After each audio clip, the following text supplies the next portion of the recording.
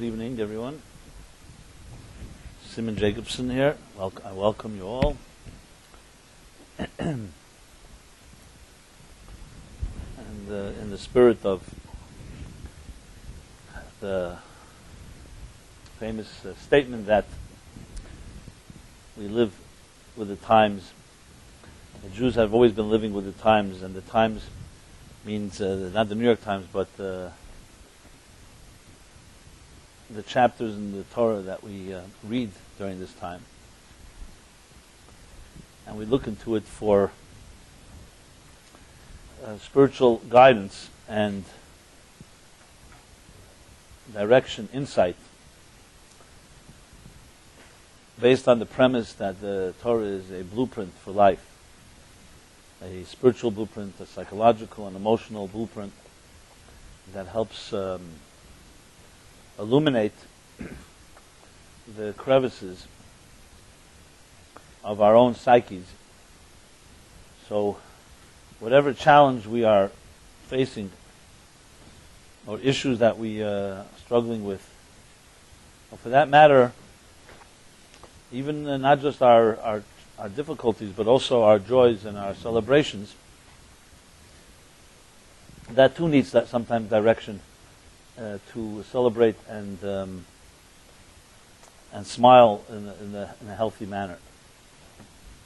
So we all know that in this dysfunctional world, we all can use some help in improving the way our attitudes and the way we react through to daily confrontations and slights and competition and all the different forces that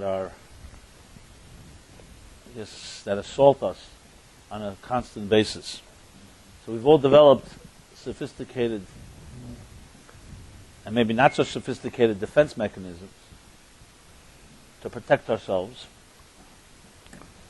Some of these mechanisms were developed when we were children and had to deal and cope with unstable or uncertain homes. We did not necessarily find the confidence and security that helps nurture the spirit. But however it goes, we live in a world where it's a hostile world. And sadly, sometimes even our good friends and people we thought were loyal to us can end up, for one reason or another, not necessarily being that loyal, because they disappoint us, betray us. Whether it's because of their interest, self-interest, or because they found other benefits. So we live in a world where most of us really don't really know where the next curveball is going to come from. So our mechanisms that we use to cope with all of this is quite, as I said, elaborate, and sometimes so complex that we ourselves get enmeshed in our own mechanisms. And that's when we talk about having trouble in finding commitments and trouble with discovering healthy relationships, it ultimately comes down to, why should a human being have a problem finding a relationship? It should seem on paper, it should seem simple. But because we have many fears and we have many phobias, and many of them legitimate ones, and once you develop all kinds of mechanisms, it's hard to distinguish what's healthy, what's not healthy. So God forbid, it's like a disease that starts killing healthy cells with unhealthy cells. So even being open to somebody in your life that may be someone healthy, if you've been hurt enough, you sometimes can close off. It's like if you create a spam folder, ends up getting good mail in there too. So sometimes we put these defense mechanisms at the point that they screen out, filter out even some of the healthy forces in our lives. And then there's other extreme where you let everything into your life, and then there's a lot of spam and a lot of unhealthy relationships, unhealthy commitments.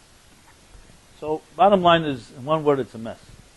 Okay, I don't know about your lives, but people I meet and I see, and a lot of anxiety. And then when you throw into the equation, of course, economic uncertainties and challenges, especially not always necessarily financial. It can be actually really financial, but equally problematic is the psychological fears around it. And when you've invested and put so much of your security in your money, and then it becomes uncertain, or potentially uncertain, it creates a whole upheaval in our, what we call our security, what we think is something that's lasting. So all this is really just a general overview of, I guess, the human condition. I remember when I came back after my initial tour, and I wrote Toward a Meaning for Life. It's a long time ago, the mid-90s. I remember I came back to the class here, and everyone asked me, so what was it like to, what did you discover across America? And my first reaction, which was just my gut reaction, was I discovered that people are miserable everywhere, not just in New York. So I'm not here to paint necessarily a negative picture. You all know your challenges internally. There's also a lot of beauty in this world. But the key is, how do we hold on to the beauty and make that the focus of our lives, and invest less energy in fighting the enemies, whether the perceived ones or the real ones, the internal ones or the external ones, the psychological ones or the tangible ones. Because if you really think about it, then that's something maybe we shouldn't think about, because it could be depressing. How much energy in the day is going toward bringing light into your life, or actually giving light into the world, and how much of it is fighting potential threats? Now remember, fighting a potential threat, I don't just mean a threat at work or a physical one. It could be the fears that you have that haunt you, and different paranoias and different concerns, as I said, whether they're legitimate or not. And when you start thinking about it, and you start seeing how much energy is invested, no wonder that often we are exhausted, and we don't have any space for the good things in our lives. And then we say, you know what, it'll take me the next 5 years, I'll dedicate myself to get rid of as much garbage. And then after 5 years, remember, the more you invest in it, the more it becomes part of your life, and you become addicted to fighting your enemies, so to speak. So it's a vicious cycle here. All this is meant to be somewhat of an introduction, I would say, to the theme of this evening's discussion, which, following the theme of this chapter, so though the chapter has particular characters who lived in a particular time in history, in a particular part of the globe, but their story really is the story of our lives today, regardless of their name, regardless when it happened, regardless what part of the world. Because it's the universal and timeless challenge that we all face is when we have to deal with adversarial forces in our lives, confrontations. And there's nobody in this world that has not had a situation like that, even though we don't like it and we don't welcome it necessarily. But it's inevitable that you're going to have in your life situations that are confrontational. Whether it's people that are just, that you can't avoid, that will confront you. Whether it's situations, whether it's due to different aspirations you have, and as you seek them you find resistance or some type of force that makes it difficult for you to get there. So the word adversary is a broad word which can conclude all types of challenges. As I said, from the human to the psychological to the even perceived challenges. Sometimes there are fears we have that are not even based on anything, but we think that it will be a confrontation. And each of us deals with confrontations in different ways. Often there's a pattern. There's a pattern because it's much of the tools that we've learned either at home or later through our own trial and error, through our mistakes and through experiences. Just to give a taste of the spectrum of different attitudes when it comes to confrontation. Now, some people avoid it like the plague. They'll do anything to avoid confrontation. They'll compromise. They'll allow themselves to be stepped on. They'll compromise themselves, compromise others. They just cannot handle the discomfort of a confrontation. No, I'm speaking in extremes, simply just to contrast purposes. Obviously, all of us are not necessarily extreme, somewhere in between. And then, of course, there's the other extreme of people who have become warriors, whether it's due to the fact that they've been fighting since they were children And just become so accustomed to it, they're even addicted to it. They're almost always looking for confrontations. They thrive on it. And we know what that means. A person like that develops all kinds of tools, manipulation, and perhaps even is very skilled at it.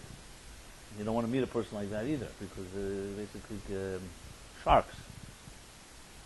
And then there are people who, in between and over and under. So it's a very big question. How do you deal with a situation that's potential conflict?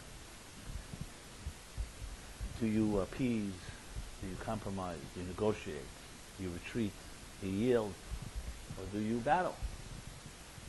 And it may sound like a simple question. We all know it's far from simple, particularly because there's no real formula for across the board. It depends on the conflict. It depends on the situation. Different situations warrant and require different attitudes. So, and interestingly, we have here a model,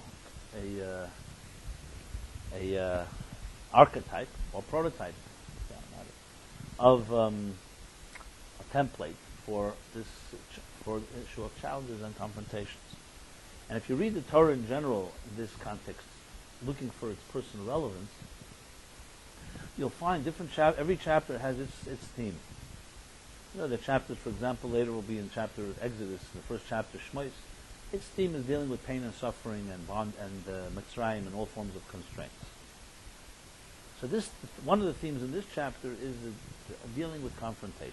That would be, you could call it the title, the relevant title. What is the actual story? The story is the classic battle of the twin brothers, Jacob and Esau, who, from the moment that they were conceived, actually, in their mother's womb, Rivka, they're already at war. Vayishlach the kirba, that they were struggling in her womb. And she's told by God that you have two nations inside of you who forever, perpetually, will be at odds at each other's throats. and so it is. So it comes to be. As they're born with different personalities. The Torah describes it very succinctly and very graphically and bluntly. This one's a warrior. Ish Melchama Yeild is Esau, a warrior, a man of the war, a battler. Yeild and is an artist, actually, a craftsman at hunting. And Jacob is Ish Tam Yeshiv Ahalim.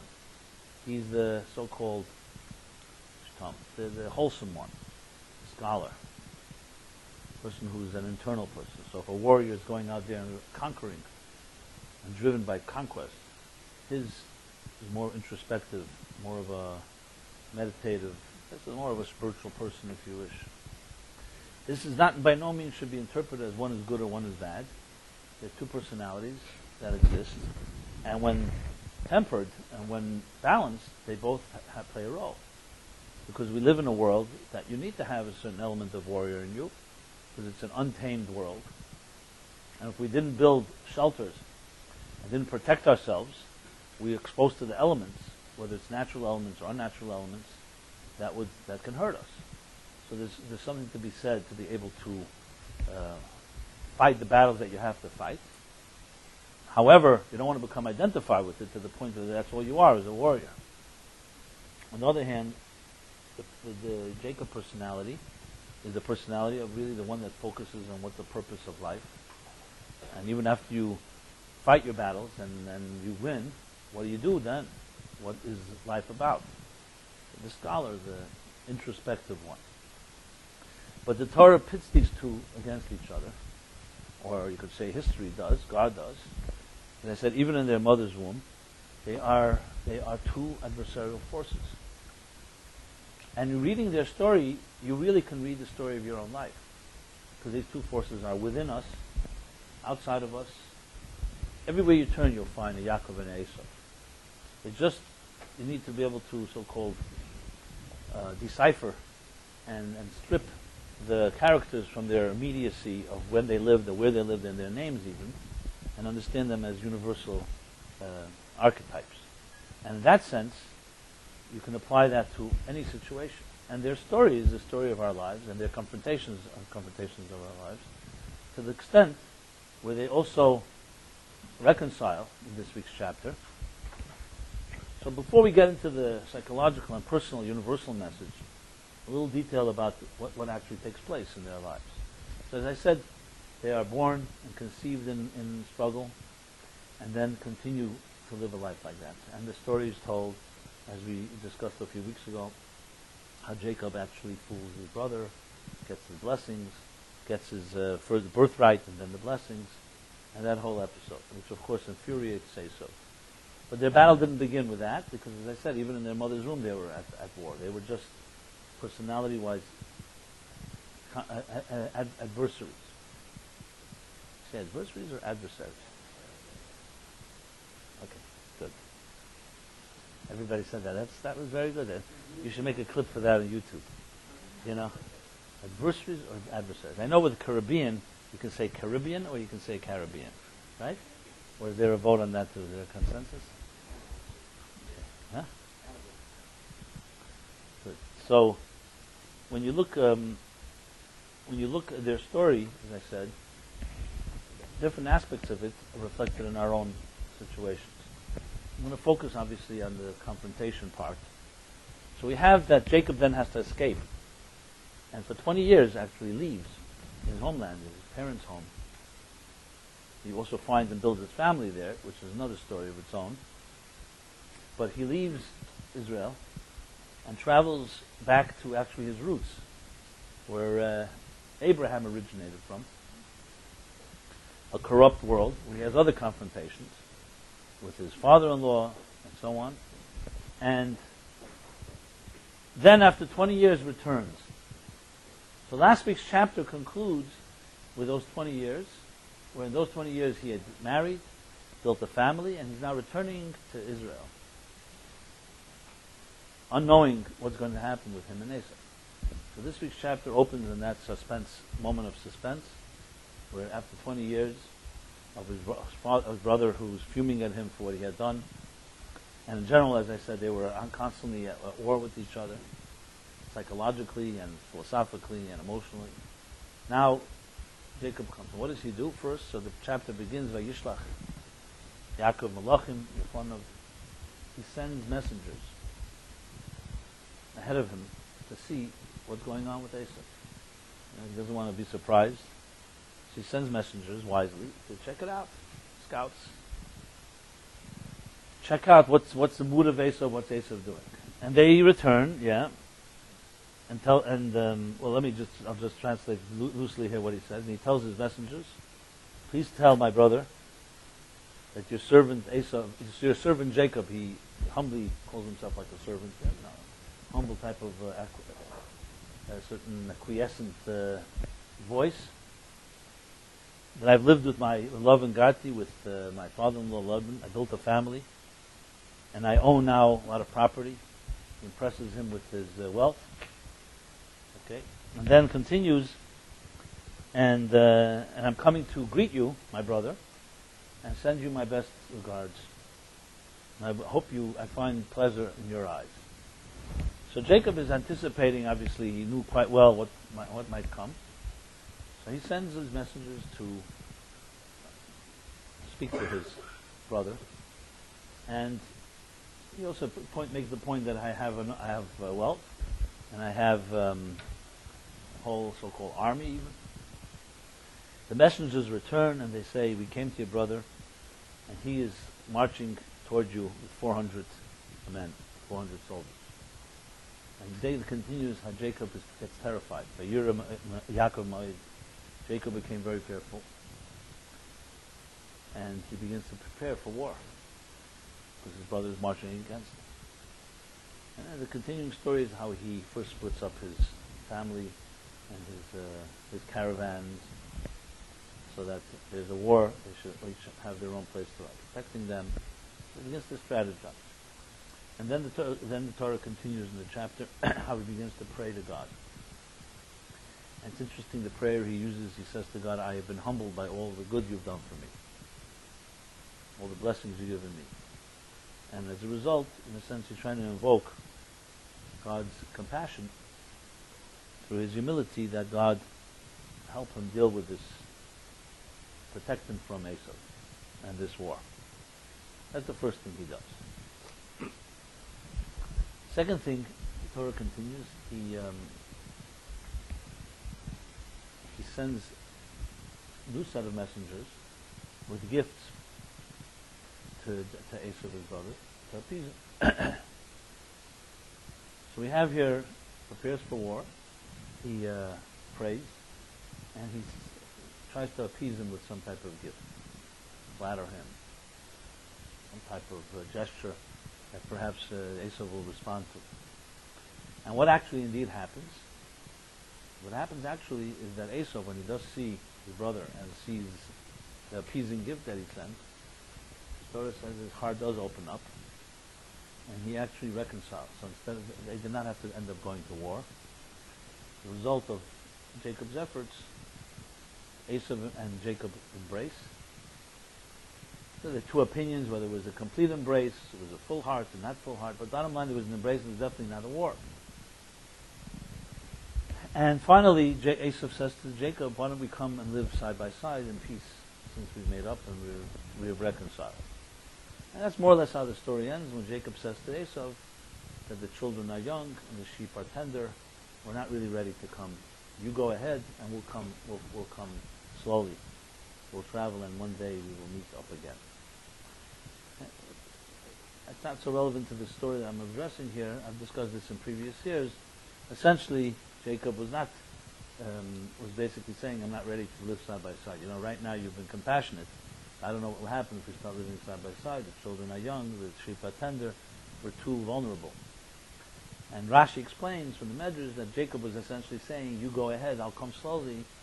Jacob was referring to generations, that it would take time for his children and his grandchildren to have the strength to be able to really live side by side with an Esau, with a warrior, and not feel threatened. So Jacob was essentially talking about the end of days when Mashiach would come, where there it says that that there Jacob and Esau and their descendants will live in peace with each other in a world of peace. And I've discussed this both in writing and in my classes here about how this refers to the Roman Empire and the battles between Christianity, Judaism, and Islam. And it has a lot of so-called historical implications, even to what has been coined the clash of civilizations of our time. But that's not so much the theme here, so I just mentioned it in case you are interested in that and you want to follow up with it. Just go to meaningfullife.com, our website. You could just search, you'll find a lot of pretty comprehensive discussion on this theme. But I want to go back to the confrontation part. I should add one more little piece of another dramatic little piece of information, is that it wasn't as simple as I just stated. It wasn't like he just sent gifts and Esau and Jacob made up. They did technically. There's another footnote to the story. A little earlier, we all know the story with the wrestling angel. But the night before, after Jacob had split up his family and did not yet know what's going to happen, whether Esau would actually be appeased by the gifts. So it says that Jacob returns to get the last items as they were traveling, and when he returns, he meets a stranger. That's the way the Torah describes it, a stranger. The Torah doesn't even say who the stranger is. We know from the Zohar and from other commentaries that the stranger was the angel of Esau, like his so-called protecting angel. And there is a battle. So though Esau himself did not battle with Jacob, Esau's angel did. But the Torah continues that they wrestled all night, and the angel saw that he could not prevail. And as the dawn broke, which really meant the time that the angel no longer can fight with Jacob, it says he couldn't hurt him. So what he did was he dislocated his hip joint. That's how the Torah describes it. So Jacob was left with a wound. So though, as I said, Esau and Jacob technically do make up, but it didn't come without a price. The price is that wound. And you have to say that Esau was aware of that as well, because these were evolved people and they knew what was going on in the spiritual realms. The Ramban, Nachmanides, makes that very powerful statement, which this again I've written about, I think last year or 2 years ago. about this whole dislocated hip story, which itself is a lot of mystical and profound meanings. The Ramban writes an interesting thing. He says that displacement, displaced hip, he says in very emotional terms, is every persecution and genocide that the Jews would ever suffer till the end of time is a result of that dislocated hip. So it wasn't just a little momentary wound. It reflects the Holocaust. Obviously, Nachmanides was prior to the Holocaust, but he was living in terrible times, the Middle Ages, the pogroms, the Crusades, which he's referring to. He says that this little dislocated hip, this small wound, reflects all the pains that the Jewish people, basically the descendants of Jacob, would suffer at the hands of the descendants of Esau, who is Rome and the Western Christianity that so persecuted Jews for so many years. Yeah, we live in a different world today, but wasn't that way for close to 1.5 or more, almost 2 millennia. The Inquisition, the Spanish Inquisition, legally, officially was abolished almost at the end of the 19th century, just to show you how close it was. Obviously, it was not in action during the 19th century mostly, but Spain ultimately closed down the Inquisition, the Spanish Inquisition, I think in 1880 or something like that. I don't know exact date, something like that. Just to show you how close, how close. And then, of course, we know the 20th century.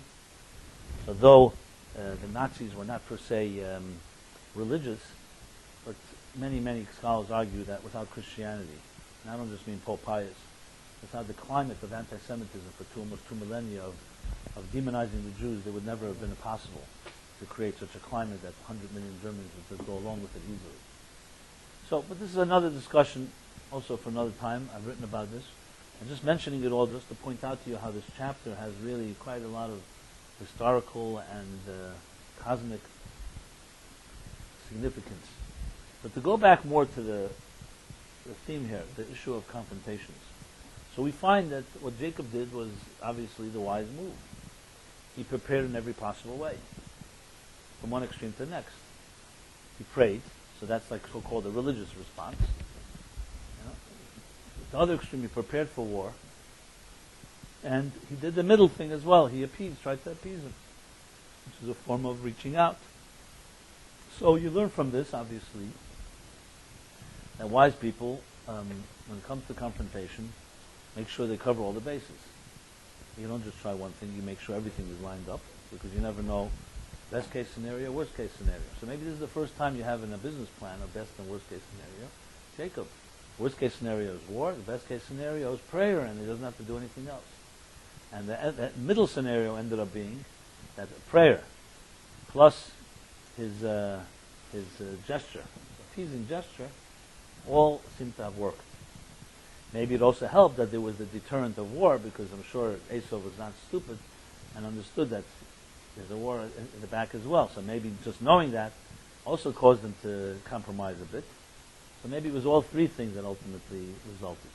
As they say in education or in inspiration, it's always better to show the stick instead of using it. You know? Because it has more power when you don't use it. Because if you use it, you have there's no recourse after that, and that doesn't help. But the threat or the unknown is always better way. So sometimes you have to show that type of strength.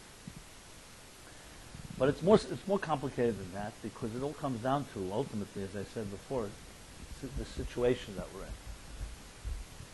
So I want to address that more in depth, and how you can actually identify a personality in how they deal with confrontation. You know, sometimes we know how to put on an act of being stronger than we really are. Sometimes the other way around, we put on an act that weaker than we really are. Sometimes it's both. But when it comes to a confrontation and how we deal with it, you learn a lot about people. You know, I'm sure you've had experiences like this, where you're part of a team, or part of a group, and you plan accordingly, and everybody's united in a certain objective and goal. And then the first crisis sets in. So what do you learn? You learn about everybody very quickly. Suddenly, when there's no crisis, everybody was allies, and everything was so nice. Suddenly it becomes the first argument, because how do you deal with a crisis? So of course there's the finger pointing game where people start blaming you. You're the fault of the crisis. You're the fault of the crisis. If you had not done this, you're not done that. What's really going on, obviously, is not just who's at fault. It's also how people deal with confrontation. And you'll see some people will absolutely compromise all the standards, everything we agreed to, even in writing and so on. Other people will start pulling out because they can't deal with the confrontation. Others, as I mentioned before, will join the fray and thrive on it. And then there are others that just are wishy-washy and they are ambiguous and they go back and forth from one to the next. And you can't always even know which is the right way to go. Because to say that every confrontation one has to confront and fight is obviously not correct. Like even here, had, for instance, Jacob shot the first bullet, or there were no bullets then, or whatever, it's just the first weapon, because of the fear that Esau was marching. Esau was marching with 400 aggressive soldiers. Had he done that, there would have been a different result. So he prepared for it, but he tried one final thing. So to say that every time there's a crisis or confrontation you have to take it on, it may sound very courageous, but not necessarily always very wise. So the wisdom, of course, is to look at every option and to be able to assess what should be done, and so to speak, do it in a paced way, in a paced fashion, so you don't go all the way to war immediately. You only reserve that if there absolutely is no choice. But then why is there so much conflict in the world if people can't just use reason?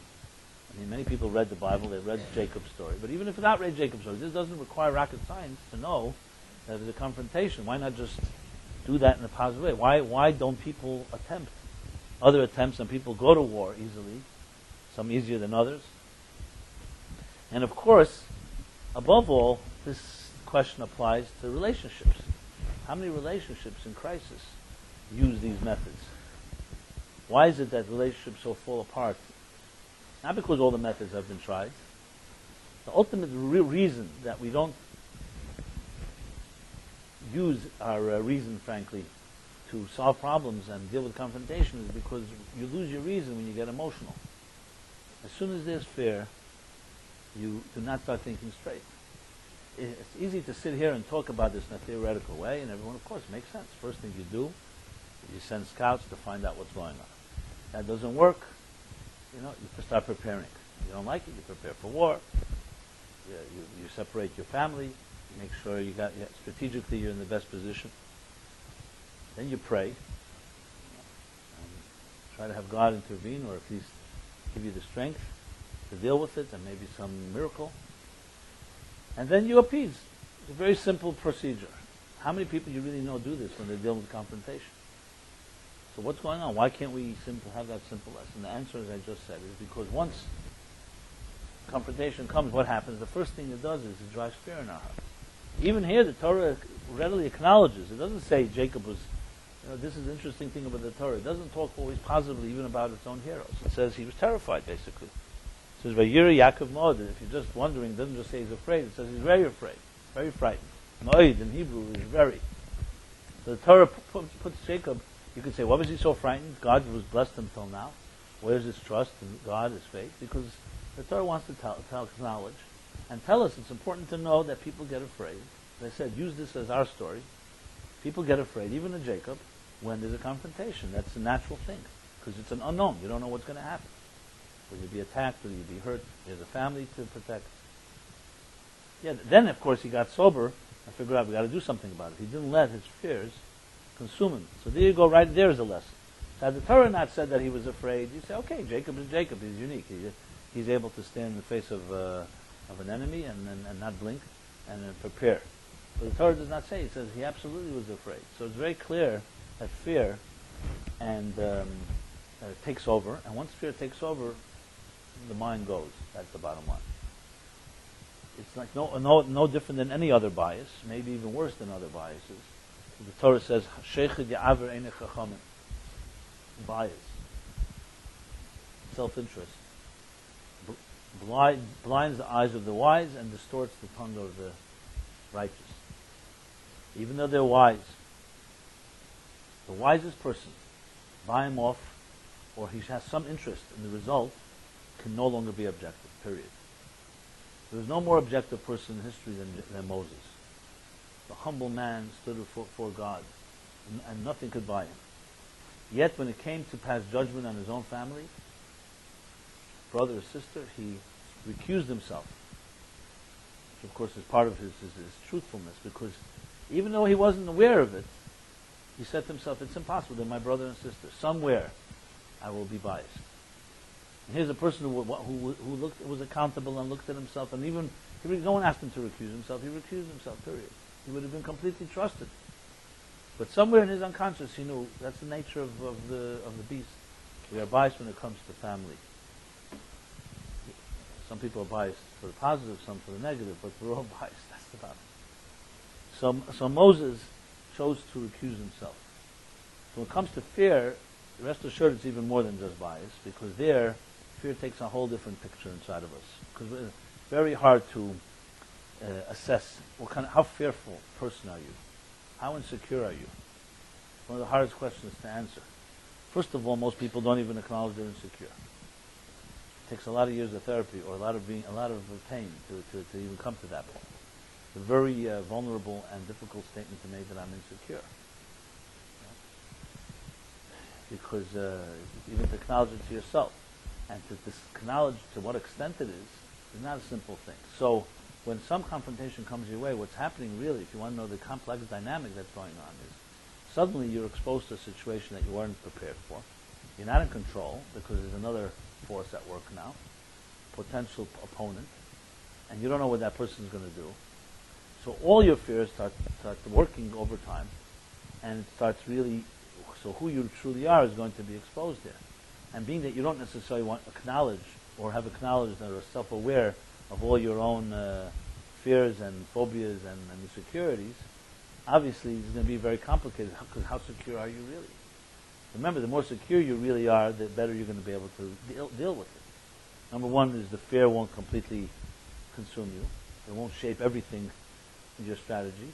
And number two, you'll just be able to gather yourself. I mean, I've been in situations where I was asked to consult people who had this, they had a potential conflict in business, let's say, whether it was a takeover or dealing with a breakaway entity. How do you do with it? And the first issue, which of course an objective person, being that I was not involved, that's why you go to a consultant, because that person doesn't have the fear, is you see right away in front of your eyes how when you ask the people, so what would you do? You right away see that the driving engine here is fear. And fear always exaggerates situations. So here, Jacob he's marching with 400 soldiers. What does that mean? It immediately means it's war. It's called declaration of war. But you see, Jacob could have, as I said, become so committed to that he would have declared war as well, and he didn't. He prepared for it. This requires a presence. Now, usually people with experience can do that. People who are first time under the gun do not know how to deal with confrontation. I mean, they say this even, I don't want to even use this example, it's somewhat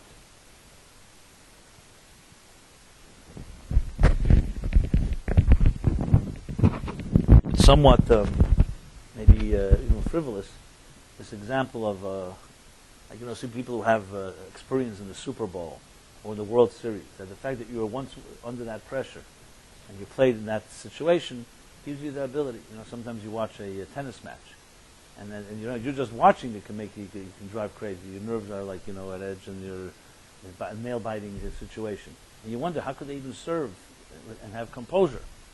And it's not because they're superhumans, it's because there's a certain training.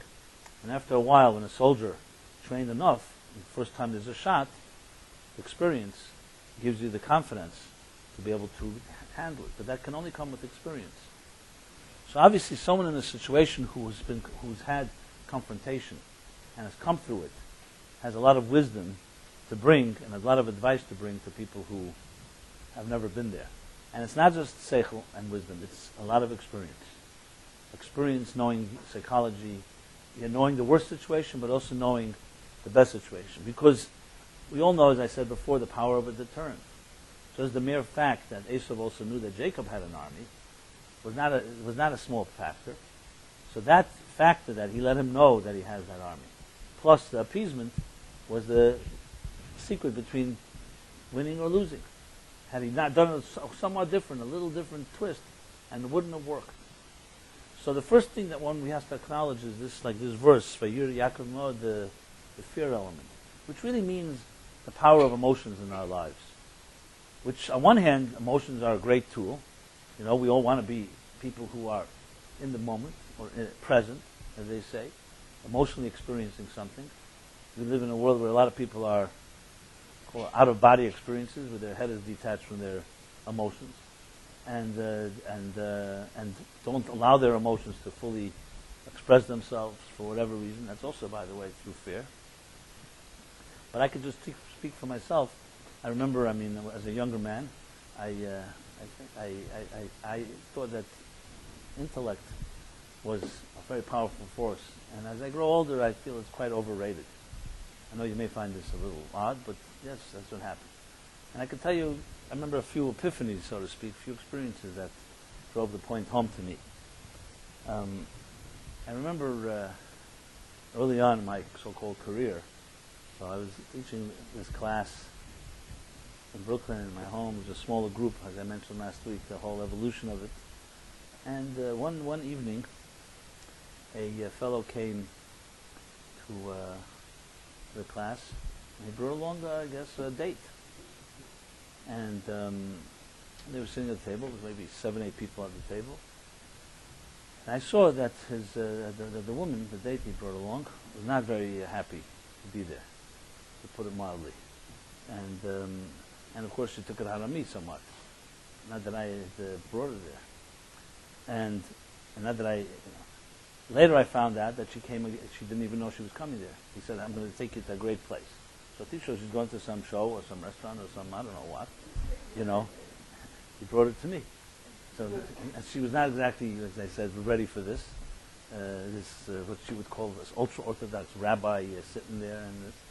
So you could see she was fuming, basically.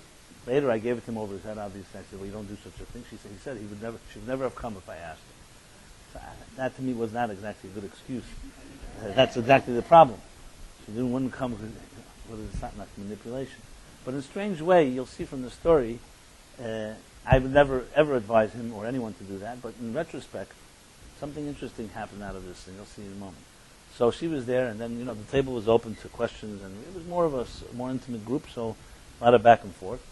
And she started giving to me. I saw she was very knowledgeable, especially about Judaism, and she started giving me the whole list of how women are second-class citizens. And she had it all the halachas, all the Jewish laws about this, about witnesses, and about the blessings and the aliyahs and the rabbis. She had the whole thing, which fine with me. I don't flinch because somebody has questions or controversial questions. But I saw it was also coming from a lot of anger. It wasn't just academic questions. She said, yeah, I can ask any question. That was the tone. So tell me this, and then tell me this. So I was younger, but I was not stupid enough to engage with her in this battle. So I did not choose to go to war. Let's put it that way. And I also didn't choose appeasement. I think I should have prayed, but I didn't do that either. I chose a different tactic completely. It's called retreat. So I said to her, I know you're not going to like what I'm going to say to you right now. You're going to see it as evasive and so on, but I have to take the risk because I respect you enough that I think that you would maybe appreciate. I said, your questions are very good questions, excellent questions. They're legitimate. However, to give you a full answer, to do justice with a good answer is going to take more than just an evening. It's going to take quite a few introductions and a few elaborate discussions. So, my suggestion is we keep coming to this class and we'll deal with it in time. So did she let me have it? She says, yeah, I heard that already from 1,000 rabbis. You all say the same thing, and then I come, nothing happens. You never address it anyway. So I said, look, I knew you were going to answer, but I will tell you this. I will stand by my guns. I am not going to start giving you a cute answer, because it's not a cute question. It's a serious question. And I'll give you a good answer. You'll give me another question, answer question, and we'll not get anywhere. And that's it. I stand by that. You do what you wish. I would not back down. And I thought to myself, listen, I knew I wasn't being evasive. That was the truth. I knew it was just not going to work. Not because she was upset. That would be the worst if I said, an angry woman you are. That would not work, in fact. That would come down very sexist. So it's not what I was thinking even. But I knew it was not, first of all, it was not the environment for it. I sensed there was a lot of anger. And then I found out she was brought there against her will. So you can imagine it's not exactly good timing to engage in some type of discussion that is so emotionally charged. So, anyway, that was what I said. I had no clue what was going to happen. Later I found out what happened. I gave it to this guy over his head. I said, how many other dates do you do things like this to? Maybe not with my class, maybe with other situations. Yeah, well, he's got his relationship problems. We won't get there. That's another story. So, and lo and behold, she appears next week without him. No, they remained friends. It wasn't like. Look, I guess he had a sense. It wasn't that. It was just unexpected to her. It was like he was surprising her. It was a little not respectful just to simply tell her. But he did what he did. Fine, I'm not going to get into that. So she came back, and she was still argued a lot, and it was very engaging and all of that. But she came back, to her credit, week after week, for months. She did. I can't tell you why, but that she did. And for years it ultimately happened. Around 8 months later, and here's, like I said, the first story I heard, where I saw that my instincts were right, but I didn't know to what extent. Excuse me.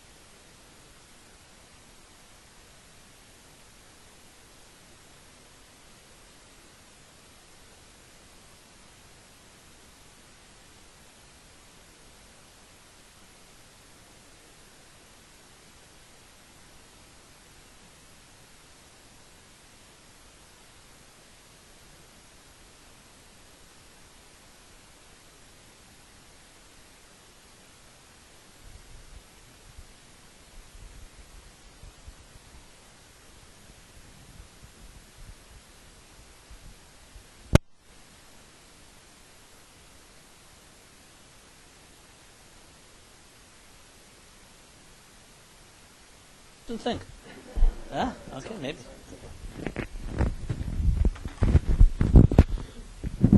Okay, fine.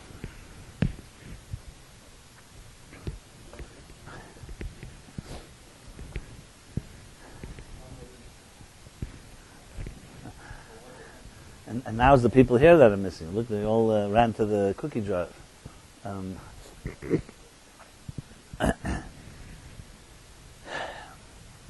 Okay, so part 2. So what happened? Here's what happened. Around 8 months later, is that where I left off? Yeah. 8 months later, this woman calls me up, or maybe after the class, I don't remember. She says she wants to see me privately.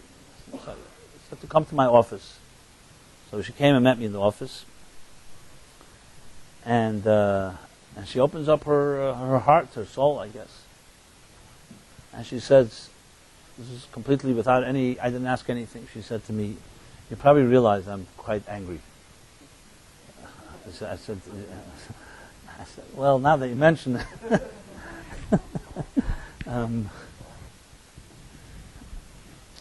And I want to tell you why.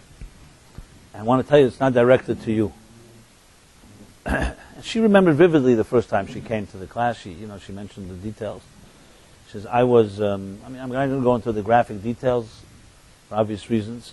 But she said basically I was abused, sexually abused. And the one who did the most abuse was my religious uncle, Jewish religious uncle, who was the one that put on tefillin, and kosher, and he would come in, my grandmother and everybody would worship him. He's like the tzaddik. And he was very abusive to me on a consistent basis. So you can imagine I'm very angry at men in general, especially at religious. So my first reaction, or knee-jerk reaction as soon as I came in, the fact that he brought me in against my will didn't help, that he brought me against my will, was, I took it out, and I want to apologize because it has absolutely nothing to do with you. And I'm aware enough of that. And my questions, too, came from a place of anger. These were questions that, wasn't just theoretical questions about women's role. Because I saw where I grew up, and it wasn't a traditional home, but we had my uncle and others. And it was the whole thing, besides the abuse, was a very unhealthy attitude to women and men, the whole thing. I see religion as just an abusive force. And that's where I'm coming from. And it was very wise of you, this is her words, that you didn't answer, because I would not have accepted any answer. I may not have acknowledged it then, but it wasn't about an answer. I was completely broken from it, and it was not like you're going to give me some good answer, and I say, oh, well, now I understand why my uncle abused me. I mean, that's not going to happen. Or why... but now that months have passed, and you did give all the introductions, now I want to call you on what you promised. You said you would explain it. I do want to know. And I think this is all her speaking. I think I'm now at a place where I can hear it. And it's not like I'm healed from all my challenges, but I do want to know what you have to say. So we had a long conversation about it, and I shared with her different ideas. And I know you probably want to know what I said. I will share it to maybe another class, because it's really a whole class on its own, or more than one even. But suffice it to say that from then on, anytime any woman, or any man for that matter, asked these questions, I would just turn to her and say, why don't you take it away? So firstly, she had much more credibility than me. When a man tries to explain why women are not second class, that itself can be part of the male conspiracy. I also have an explanation. So coming from a woman is a different story. And also, her history. She was hurt. So it's not like she's just giving some type of by book answer. It was a real personal answer. But what I learned there was, my instincts were right. I didn't know the extent of it. I didn't imagine. But I learned from that the profound impact of experiences in our lives that completely change our perception of things. Without experience, anyone would say, okay, she's asking questions. Answer them. And here the opposite would have happened. If I had answered the questions, what she had asked, it would have been the opposite effect. It would have been like, you have you really have the gall and the chutzpah even to try to answer type of thing. I'm just trying to point out how here was, I guess, a potential confrontation. It's more subtle. It's not a war in the sense of life and death. But these confrontations, too, have profound impact on our lives. Because how you deal with them. And I saw that her own fears, and as she acknowledged, and her own experiences completely shaped how she reacts to things. So, firstly, sometimes when someone thinks you're the enemy, you personalize it. And it may not be you. It may be that the enemy is an experience they've had that they're projecting on you. So right there is that whole different perception. How do you deal with a confrontation like that? That's a whole different story than if you know that a person means you. I was just recently counseling a couple, and this is exactly what happened. The woman started describing the situation and became a personal attack on her husband. And I knew exactly how he was going to react. And he reacted, obviously, very, very hurt, very angry, like you're invalidating everything about me. And the truth is, she didn't mean to personally attack him. She didn't even want to do it. But she was trying to gasp for air that she didn't have for so long, that it came out, that she attacks everything. You start attacking, it's like throwing out the baby with the bathwater when you're angry. And that's a normal reaction. So I tried to explain it. But my point is that so often our reactions to confrontations are not always about a very objective perspective on the confrontation. What fear does, or it's not only necessarily fear, the emotions involved in the confrontation, what they do is they distort your whole picture. So first thing you must have is a clarity. What is really happening here? Is this an attack on you? Is it an attack in general? Is the whole thing a misunderstanding? How many wars have been fought and you found out that it was never meant to be? What you heard about, that someone said about you, was not even true. Or even if it was a complete misunderstanding. It's sometimes the opposite. We sometimes like to believe it's a misunderstanding and it wasn't. But very often there are things like that happen. I personally know of incidents where brothers that don't speak to each other. all based on someone that manipulated both of them and turned them against them. It was in a third party's interest to have them not speak to each other. Can you imagine? And this happens, unfortunately, more than it should. So this itself, just determining what are the forces at work, understanding that we're not just dealing with someone attacking or an opponent, you're also dealing with emotions, and the emotions are much more complicated. I would even say the emotions are maybe even more of our enemy than the enemy itself. The fear, the distortions that it creates, the paranoia. And if you are insecure and have been hurt, you're obviously going to be much more vigilant, and that extra vigilance could end up becoming detrimental. A person who's been hurt is going to put up much more defenses than a person that's not been. And you could say for good reason, because you don't want to get hurt. But on the other hand, it also can create a wall, an impenetrable wall, that way you end up the situation gets even more complicated. Obviously, the wisest approach to everything is always objectivity, in the sense getting objective perspective. What is there to lose? And remember, of course, I'm talking about not a dangerous situation at the moment. Obviously, if you smell fire, God forbid, you don't start calling consultants to know whether it's fire. You just get out of the building, even if it's doubt. I'm not talking about being in the line of fire or some type of immediate danger. There, you just have to follow your instincts, and hopefully they're healthy instincts, and you just do what you got to do. But in most situations, there is an opportunity to reflect, and what's there to lose to hear an objective perspective, like telling somebody, "Here's what's going on. Well, what do you think?" And it's not. I mean, you have to obviously find a person who has the strength to know when to confront, and the strength to know when not to confront. Because frankly, you need strength in both situations. So the first thing is just is distinguishing, let's say, between the smoke and the fire, or what do they call it, the sizzle and the steak, and the emotions that are around a confrontational situation and the situation itself. They're not necessarily the same, and there's something very hard to distinguish. Your reaction to it can be much worse than what it really is, and regardless, your reaction to definitely can help shape a response that may not be the best response. That's the most important thing. I mean, really, you can say, I know there's some attorneys in the room here. Maybe a good attorney is really one of the first people, attorney that's not just invested in making money off of you, but is interested in trying to diffuse a situation or in your interest. A good attorney who has experience, who's seen wars, knows how to fight. But the best attorneys are the ones that know how to fight and tell you, stay away from a fight, or here are the ways to stay away. There's ways to diffuse, and so on. I remember my father telling me years ago, my father was a master in the world. He was a media person, he was a journalist. He was excellent at he knew human nature very well, and he understood how wars begin. I remember he told me a thing. He says, one rule you have to always know, that if you're about to make an announcement, or say something publicly, or something, news is going to get out of the decision you made, that somewhere is affecting somebody who may see it as a threat or so on, you must make a phone call to that person. You yourself have to tell that person. Do not let them hear it from a third party. Because if they hear it from a third party, you'll never be forgiven. Because as soon as you, sitting, let's say, in this, and someone calls you and said, did you hear what this and this guy did? That's it. A switch goes on inside of you that it becomes almost impossible to forgive, because it's like, not just the person did it, but, it's like behind my back, and I hear it from the street, and then you can't just call up and say, oh, I apologize, I should have called you before you heard about it. I mean, it's common knowledge of anyone that is in the art of negotiation, but it's something that very few of us like to do, because you don't want to call that person. You'd rather, I don't want to deal with that, even the tension of the call. But a thing like that can diffuse so many situations, because it's like almost telling the person up front. It just usually evokes in a person the pride, doesn't let them become so angry. Because they were told, and then they can absorb it. So you give them a day to absorb it before you announce it, so to speak. This is a small example of how our emotions can get in the way, and sometimes, if with the good advice, you can do something that just preempts a situation.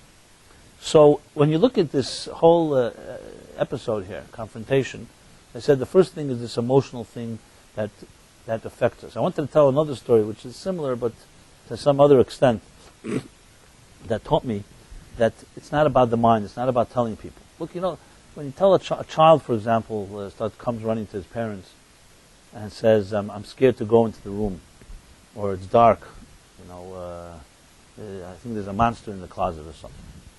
So it's not going to help exactly if you tell the child, something, there's no monster in the closet, there's no such thing as monsters. Grow up, The only way that the child's not going to be afraid is if you hold them, show them that you love them, give them the security, and maybe at some point, when they're not terrified, open the closet and shine a light, and they see. I have an uncle who was unfortunately killed in a car accident 15 years ago. So he was a little kid. He woke up in the middle of the night, and there was a thunderstorm. He started, he got really scared. So he ran to his mother's bed, my grandmother. And what are you scared of? He says, I'm scared of the thunderstorm. So she said, you have to be scared of anything except God. Okay, he goes back to sleep, and thunderstorms are thunderstorms, and another thunderstorm a half hour later. So he comes running to his mother, and she says, I told you. He says, what are you scared of? He says, I'm scared of God. So God works through a thunderstorm, So the point is that we all have fears that are irrational, basically. And there's nothing wrong with that. That's what the nature of fear is. It creates a whole different distortion and so on. But the question is whether you make decisions based on it. Not that we have it, that is fine. Like as I said, Torah acknowledges Jacob had it. Later we're going to read about Moses, who also had fear when God says to him, go to Boyal Pare, come to Pharaoh. He says, come with me to Pharaoh. And the Zohar asks, why does it say come with me to Pharaoh? Why does it say go to Pharaoh? Everywhere else it says, Lech, go. And here suddenly, Boyal Pare, to come with me to Pharaoh. So the Zohar says, because when God told him this time to go to Pharaoh, he sensed that God wanted him to confront him head on. It wasn't no longer negotiations. It wasn't no longer, appeasing, making deals. It was, tell him now, I want the people to release them. And he knew that Pharaoh was not an easy guy, and he was complicated, also a spiritually complex person, and powerful one. So the Zohar says that he was terrified. Moses was afraid to go. That's why God preempted it by saying, come with me. Instead of telling him go, which means like you go on your own, come, which means I'm coming with you. And the Zohar elaborates what that means. And of course that gave Moses the strength, the confidence to do it. So we're talking about the greatest people in history who had fears. So it's not something to be ashamed of. And the key thing is to understand that it affects how you think. So I remember another episode, another incident, I guess, that was also at this class. That was later Manhattan. We were on, where was it? 82nd Street. We did different journeys, not 42 like they did in the wilderness, but quite a few journeys. So I remember I was talking about unconditional love in the class. Conditional love meaning a love that is based on something you're getting for it, ulterior motive. So of course, if your needs are not being met, or the motive is not being met, then the love is also affected in direct proportion. Whereas unconditional love is unconditional, it's not based on anything, any conditions or any motives or so on. So as I was elaborating on this, I remember to the right of me was sitting a fellow, and he began to mumble. And the mumbling started getting louder, to the point where he literally was almost frothing, foaming at the mouth. And he started talking, and he started talking so loud that everybody heard him. So I stopped speaking. He started saying, unconditional. He got so emotional about it. He said, unconditional love. The only unconditional love you can trust is the love of a dog. So first some people thought he was making a joke, but they saw he got really serious. The love of a dog. You come home, no matter what your day was like, no matter how your boss treated you, no matter what mood you're in, the dog just jumps all over you and licks you unconditionally. That's the only unconditional love. You never can trust the love of a human being. This was this tone. It was even angrier than that. He was carrying on, and there was a class, a pretty full room, and everybody was didn't know what's going on here. So some woman yells at him from the other side. She says, "Can you shut up already? We came here to hear Rabbi Jacobson." I remember what he said. So I remember he looked at her with these eyes, your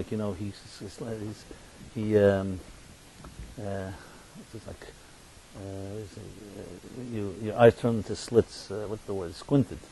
Huh? Then he looked at her like this. He says, "You're so shallow." That was his response, which was an interesting response. I remember thinking, but then everybody was looking at me. What am I going to do here? So the truth is, you'll hear in a moment what happened. So I just said, to diffuse the whole thing, I said, tonight we're talking about human love. Canine love we'll discuss in another class. So he said, okay, yeah, I understand. He completely changed his whole thing.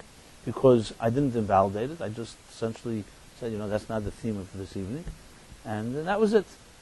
But here's what happened. At the end of the evening, a woman came over to me, gave me a note, which, and I put it in my pocket. And when I came home, I read what she wrote to me. This is the words she wrote to me. I remember it very vividly. She wrote, "I'm coming to your class for 3 years already, something like that, 2-3 years.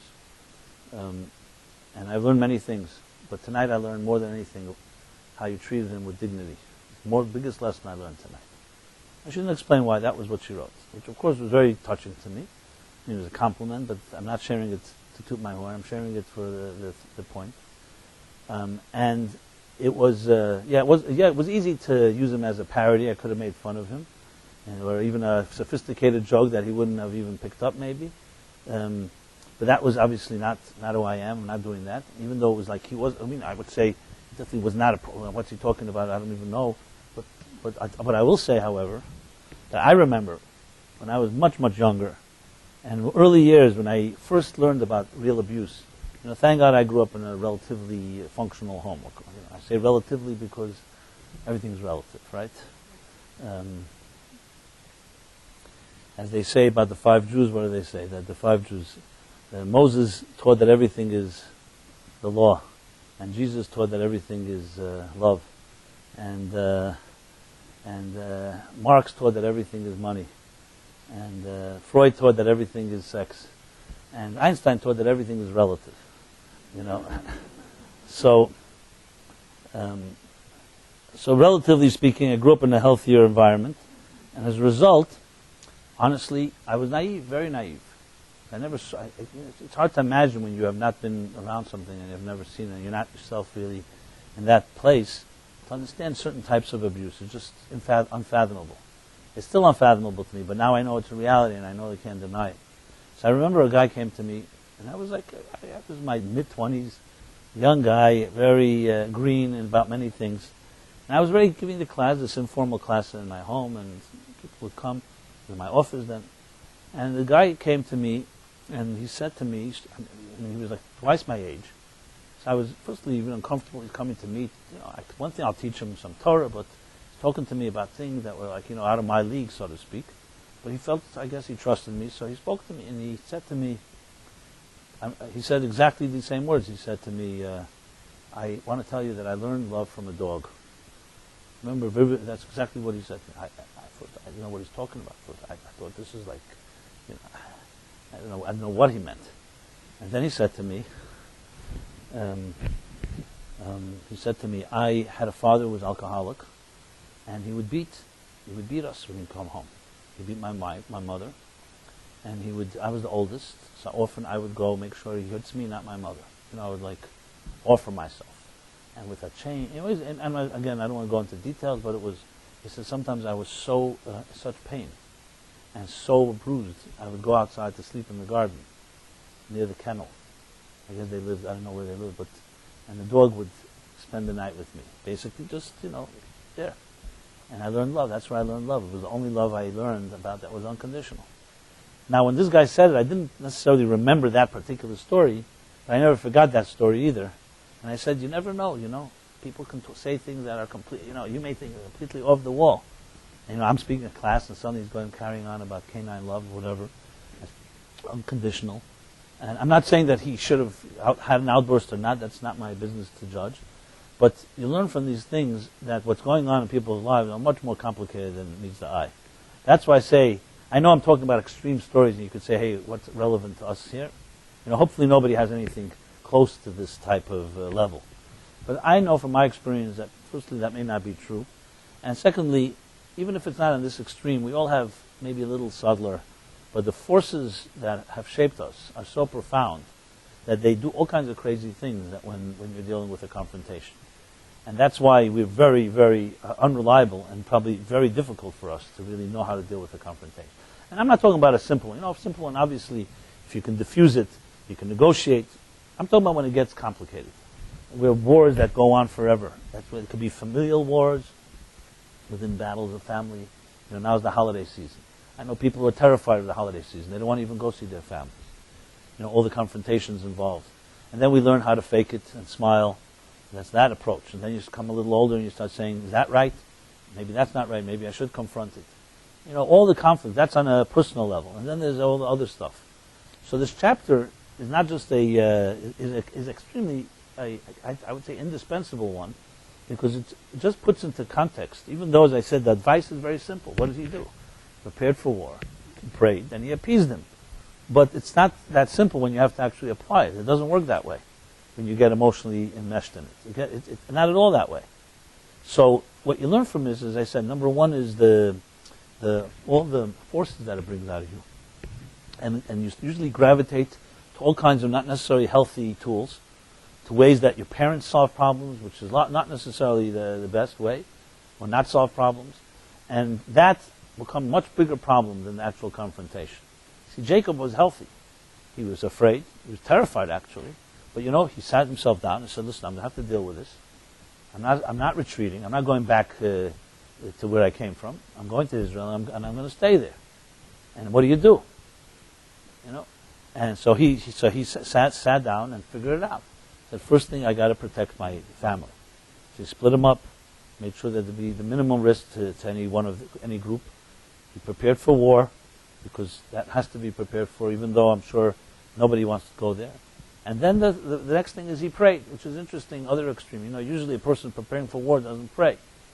You're in that mode, you better, you don't really have the presence of mind to suddenly pray. And it's interesting, even his prayer is quite powerful. In this humble tone, he says, when you prepare for war, you have to be aggressive.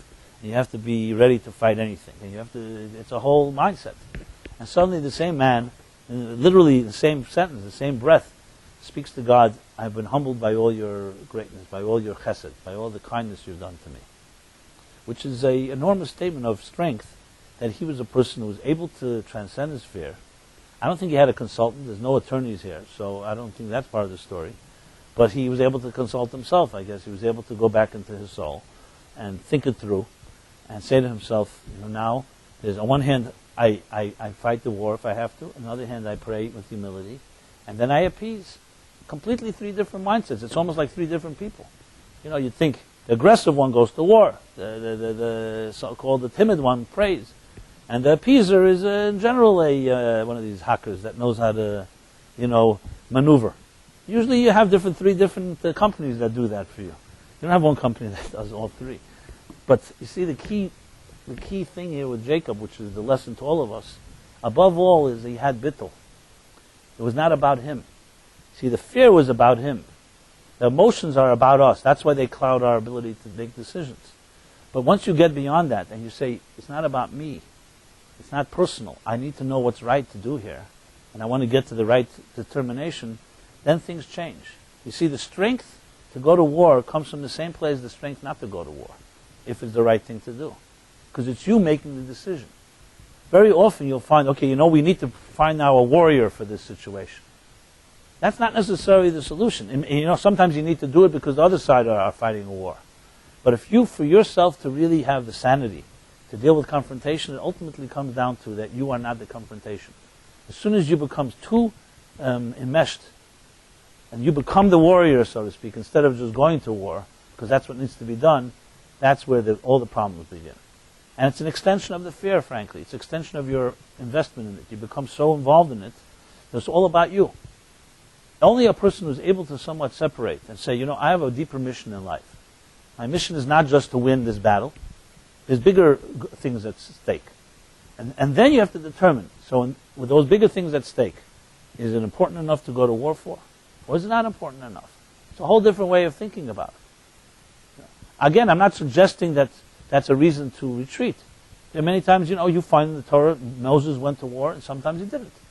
Jacob was prepared for war and sometimes he didn't. It's not like a rule, because it's coming from strength. You see, a lot of people are afraid to take this approach because, it's a way of me becoming weak. Any excuse I can have to get out of this situation. I have a good family, I have other businesses, why do I have to fight this? That's not what I'm saying. It's saying that you're looking at it with an eye that is driven by humility rather than vindictiveness and rather than vengeance or even tit for tat. How often someone challenges you and what's really happening is it's your pride. You can't back off of a challenge. You can't show that, hey, I could be challenged. It's a certain macho-ness that's not necessarily good for the cause. Sometimes it is good. I'm not suggesting that, but what makes the decision, ultimately, the big question that has to be asked, and that requires deep objectivity, and that's what Jacob ultimately had was, I am terrified, I'm emotionally distorted by that, but I have a cause here. I need to know what is my cause. He could have retreated back to where he came from, but he knew that's not an option. He's going to Israel, it's the promised land, it's where his parents lived, it's where God promised. So he knew he's going to Israel. It was not an option for him not to go to Israel because Esau is there. And he could have said, Esau has a war, I'll stay back, I'll go back to Haran for another 20 years, and I'll come back in 20 years, maybe Esau will die or something. He didn't do that, so he knew that his mission is that. Now the question is, how do I do it best? Is war the way to go? Is appeasement the way? Is prayer? Is it all of it? And so on. So it's like really setting your sights to a place that is not about the immediate battle, it's about the bigger objective. If the bigger objective has to be reached, and this is the way to go, and there's no way around it, then you got to figure out what's the best way to go about it. So you're basically, really, what you're doing is taking yourself out of the intense emotions of it, and really coming down to becoming a much more strategic person. I always wonder, I think when that's what they say anyway, that FDR said when they attacked Pearl Harbor. I think it's in his biography or one of the books I read, I don't remember where. So of course it was like a serious humiliation besides the attack and the deaths and so on. Japan attacked Pearl Harbor, that brazen chutzpah. So you could imagine, just nationalistic pride required some type of reaction. So, they had some type of token reaction. They bombed part of Tokyo. Not that it had necessarily significance, but it was a psychological thing you sometimes do to just infuse confidence into the army. So when they were starting to make the plans, how are you going to suddenly bomb? I think a third of the Navy was destroyed at Pearl Harbor or more, and it wasn't like they were prepared to go to war against Japan, even though America was mighty, but they weren't mobilized. It was a surprise. And so they found some cockamamie thing, a way to attack Tokyo. But when they were thinking of the plans, they were looking, they needed someone with a lot of guts to do this, because it wasn't like so rational. It was just to show Japan that we are not going to back down. So the person who came up with the plan was a submarinist. A guy here who is I call a submarine a person who is, I guess, the captain of a submarine. Now, captains of submarines have particular training, because remember, a submarine, you don't have the luxury that you do above water. We have more time to make a decision and stuff like that. Submarine, you don't split a decision, you don't make a decision.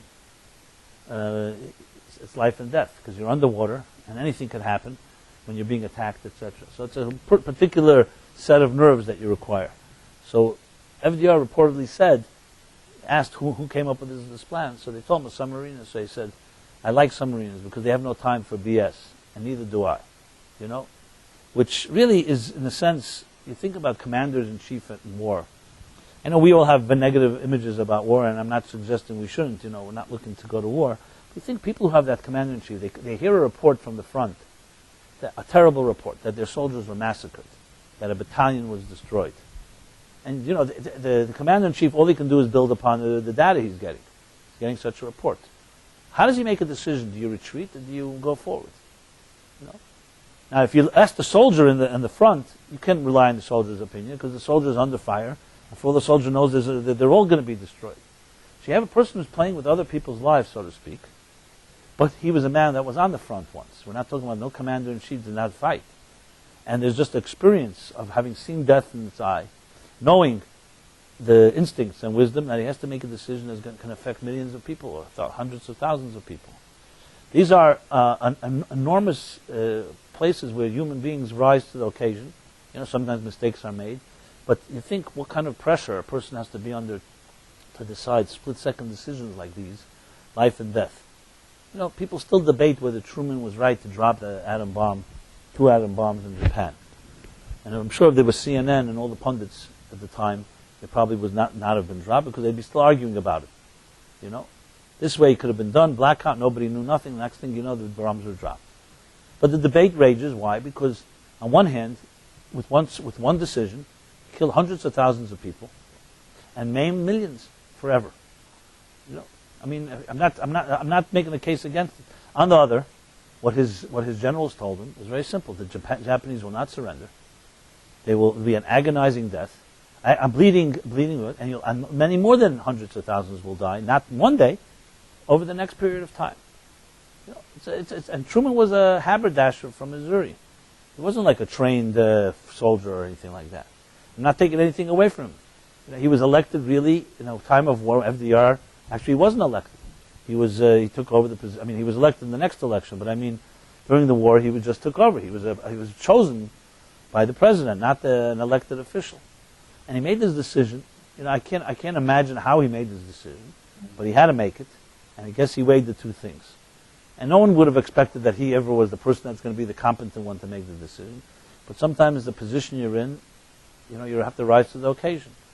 And I'm not even debating it. It happened, and maybe it was the wise thing, and it was the worst of two evils, basically. No one suggests dropping that bomb was a great thing to do. But the bottom line is, it wasn't the communists, as liberals like to remind us. It wasn't anyone else. It was the United States government that dropped the atom bomb. They're the only ones that ever used the atom bomb, with all the nuclear threats and stuff like that. Ahmadinejad always likes to remind America of that. I'm not talking about his agenda, but you get the idea.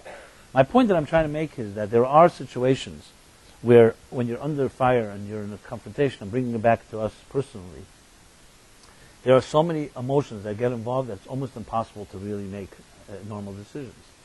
Which is why it's so vital to learn from Jacob. And I would say even people in those positions that make these decisions, ultimately, whether it was Truman or these commanders-in-chief or the submarinist or anyone, what they have, I'm talking about if they're doing the right thing, they're competent. What they ultimately have is the ability to step away from the fear and from the immediate emotions and try to look what is right for the cause. It really comes down to that. The only way I could see a person making such a major decision and taking the responsibility forever to be the person who will always be blamed or the hero for a decision like that. I guess I could only say with Truman, it must have been, we say that God chooses leaders in a way and maybe gives them strength even though they may not have it before. Once they're in that position and there's life in their hands. Not that they can't make mistakes, and as I said, competence is a factor here. You can be a very incompetent leader, but you could also suddenly rise to the occasion. And it has happened in history that people who you would never have expected they could rise, put in a certain situation, they're able to make a decision, they don't get frozen. And I would say that the lesson from Jacob to make the right decision under that is the only way is to look at the truth of the cause. It's not about how angry I got at Pearl Harbor or how angry I got at somebody who attacked me. That cannot be the basis of the decision. Because that can create distortions of how you react. Sometimes reacting tit for tat creates much worse problems. And sometimes reacting immediately tit for tat is the best thing to do. So how do you determine? You determine based on what is the cause that you're driving at, not based on what happened, not based on your reaction to what happened, not based on other person dictating because of their aggression. That's why they're going to dictate that they're going to determine how you react. Even your pride should say, I'm not going to be controlled by someone else's anger or controlled by someone else's position. I want to know what I have to do, and then I'll do it methodically and well planned and well executed and reflected upon and get the right objectivity. So the real challenge ultimately comes down to, with confrontations, it's an opportunity in a strange way of you rising to a place beyond yourself. So usually we think of confrontation as something like, we just don't want it in our lives.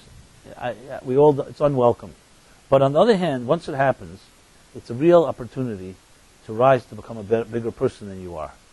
They say that, it says in the Talmud, if you want to extract olive oil, that's apropos to Hanukkah, you want to extract olive oil, you have to press the olive. Why did God make it that certain things have to be pressed? Because it's a lesson in life. Because sometimes it's only pressure that brings out the oil, the strength, and the real fuel from a person. I don't know, it was Eleanor Roosevelt, since we're talking about the Roosevelts, that said equal time for FDR.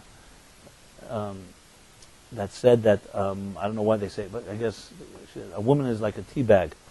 You don't know how strong she is until you put her into hot water. Now, I don't know what that means about men. What do you do? When they're put in hot water, they just yell that it's hot, it's burning.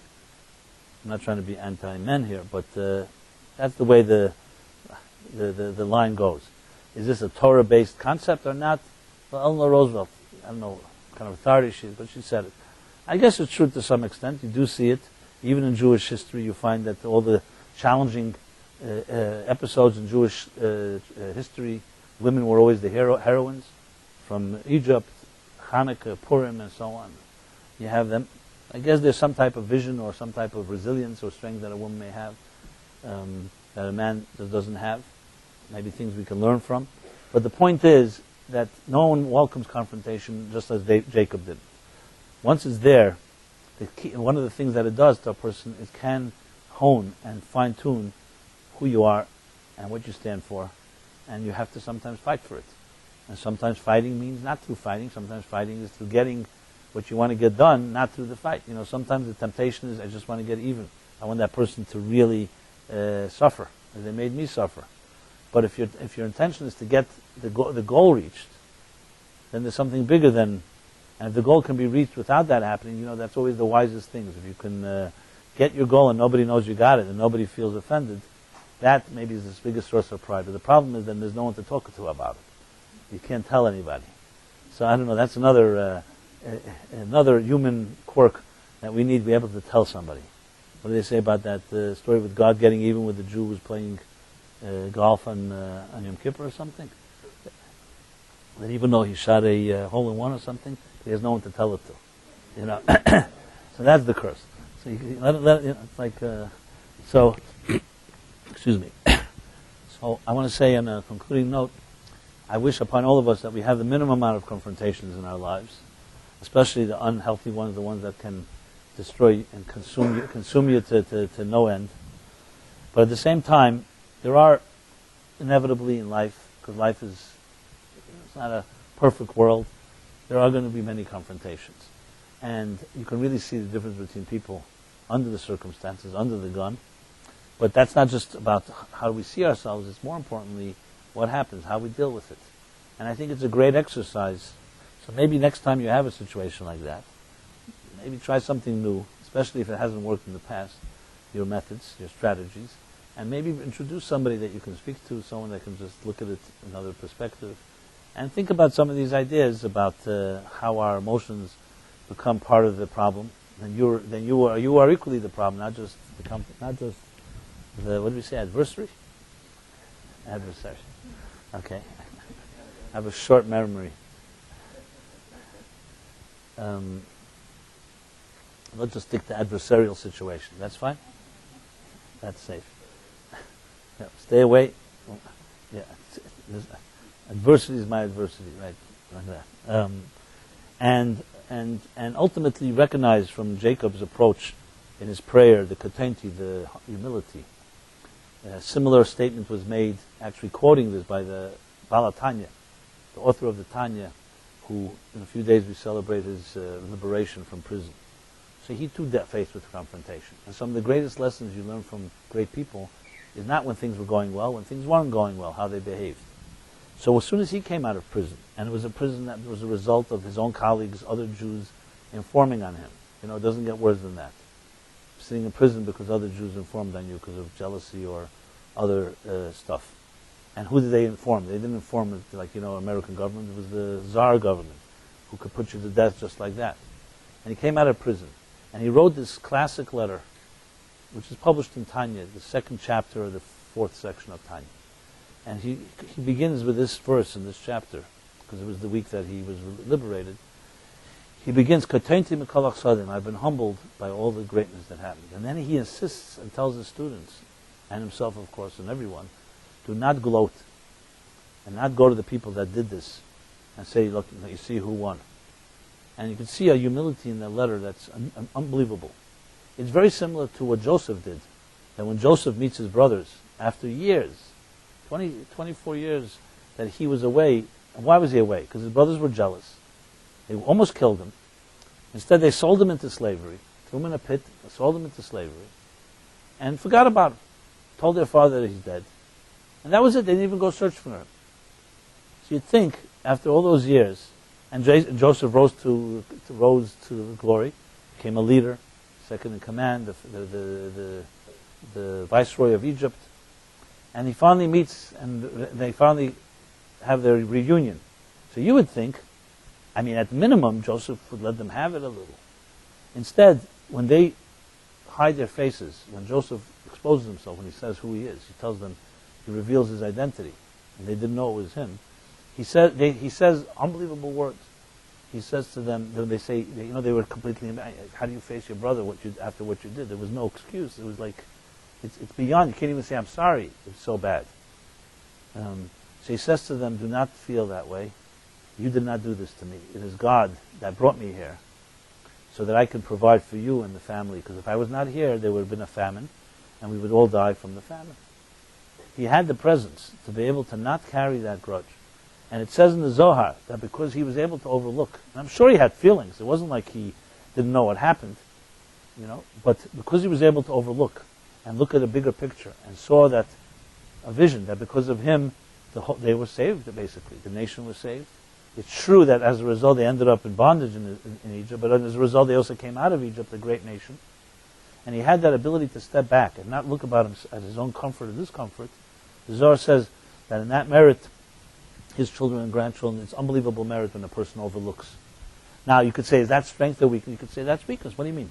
Why don't you confront? Is that functional? Somebody abuses you and then you just say, no, it doesn't bother me? Isn't that like an enabler? Using all our modern lingo.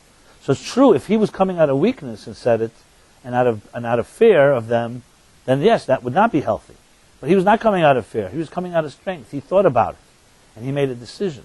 And his decision, what he made, was just as strong as if he would have confronted them. So it wasn't like going to war can be just as strong as going to war. Because it's not coming to prove anything. It's not coming to show, you're strong, I could also do this. You did this to me, I did that to you.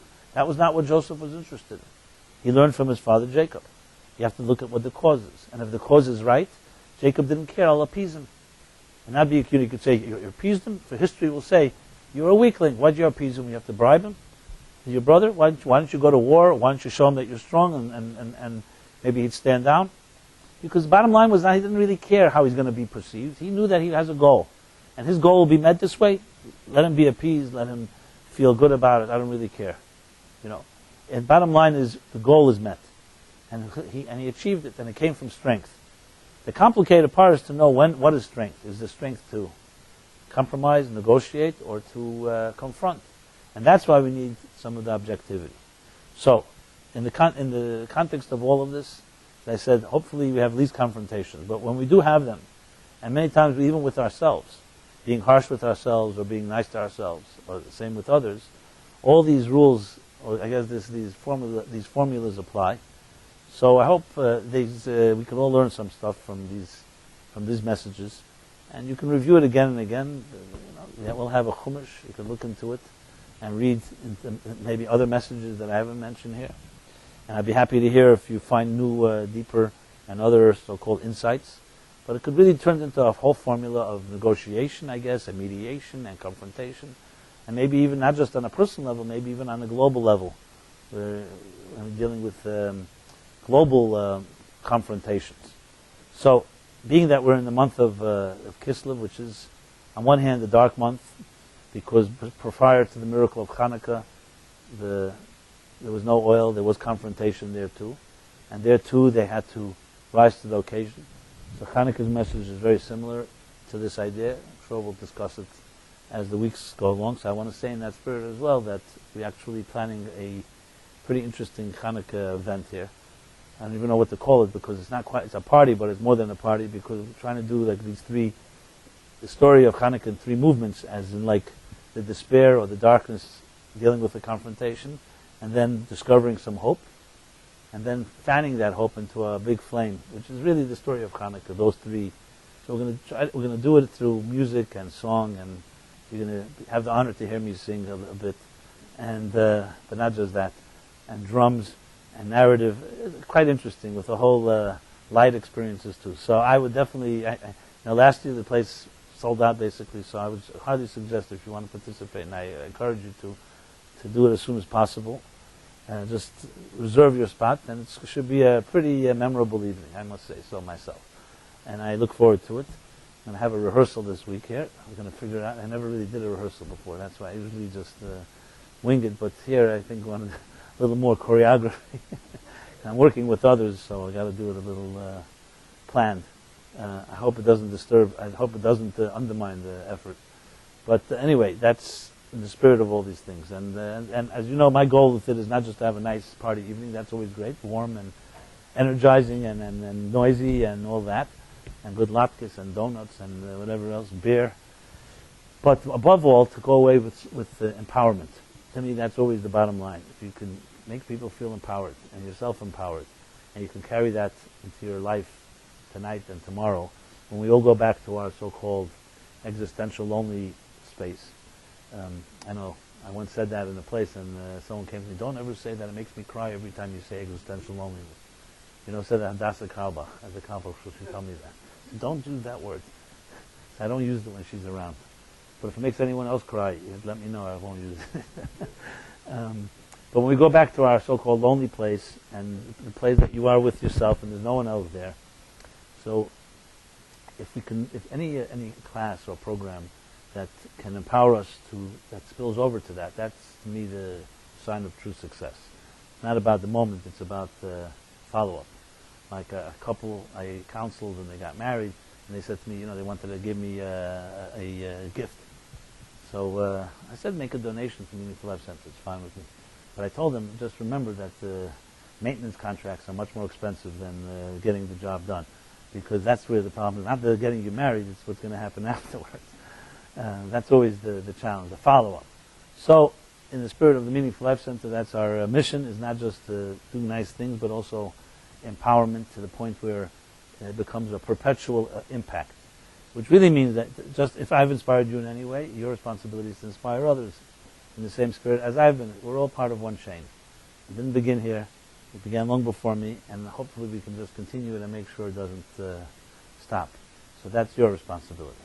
So if you're getting something, you also have to give. That's my bottom line. So with that in mind, everyone have a very good evening. And as I said again, Hanukkah, 2 weeks from tonight, will be the Hanukkah party here, Wednesday night. Tomorrow night, Philip's class is at 7 o'clock, which is his own touch with the music, and singer-songwriter Philip.